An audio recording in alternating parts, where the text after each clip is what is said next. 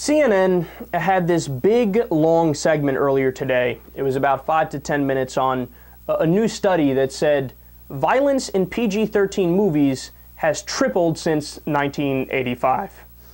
And then the host, who was filling in for Brooke Baldwin, I think her name is Kira Phillips, said that, yeah, the rating system is supposedly very inconsistent and it's done in a very secretive way, where big money film and video game companies can get the ratings that they want.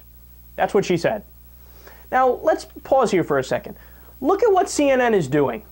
So when it comes to talking about big money influence in politics, when it comes to talking about how all the senators, whether they're Republicans or Democrats, and everybody in the executive branch, the president on down, right? All those people are corrupted by big money. That's why they give, you know, the $4 billion annual subsidy to the oil companies. That's why you have corporate welfare. That's why you have Honeywell having a negative 60% tax rate, right? That's why you have all these big corporations paying an effective tax rate of about 12%, but some of the biggest paying 0%. They're the most profitable and they pay 0% taxes. That's where big money is actually affecting the world and affecting politics and economics, but CNN, shh, they don't talk about that. They don't talk about that at all. The only time they bring up big money affecting things is when it's video game companies and film companies that can get the rating that they want because of it. Now, I pose to you, which one is a bigger issue?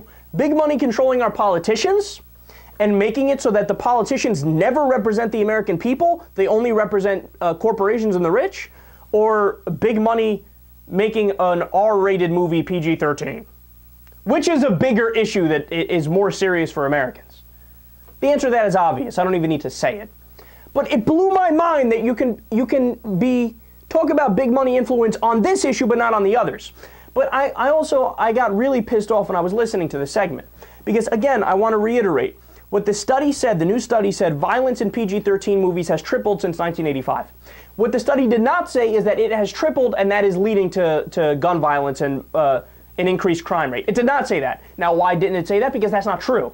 Because all the studies have said the opposite of that. That if anything, violence in movies and violent video games has been correlated with a decrease in violent crime, and it's been correlated with kids having an outlet for their anger so they don't actually take it out violently in the real world, right? So it actually helps kids, if anything. It either has no effect or it helps kids. But the host just kept making the point that, no, this is a big problem. This might lead to the shooting. Yeah, there's been an increase in violence in the movies. It's got to be leading to the shooting. No, it doesn't. Don't take my word for it. Take the Australian government, who went through all the studies, a huge meta-analysis, and they said, look, there's no connection between violence in video games and movies and violence in real life. Trust the U.S. Supreme Court, who said it, a massively conservative Supreme Court, pro-gun rights. They were like, yeah, well, there's really no connection between, video game violence, media violence, and actual violence. Don't take my word for it. Take the experts' words for it. But the other thing that got under my skin is, dude, if you're going to do a segment about leading to gun violence, where's the study about how the increase in guns in the United States since 1985 has gone up probably more than 3 times?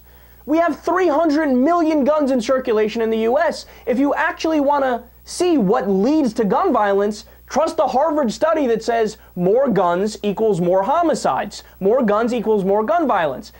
Again, CNN didn't cover that story, didn't cover the story of 300 million guns in circulation. Shock, shock, a lot of people are getting shot and killed, right? No, they covered up the violence in PG-13 movies.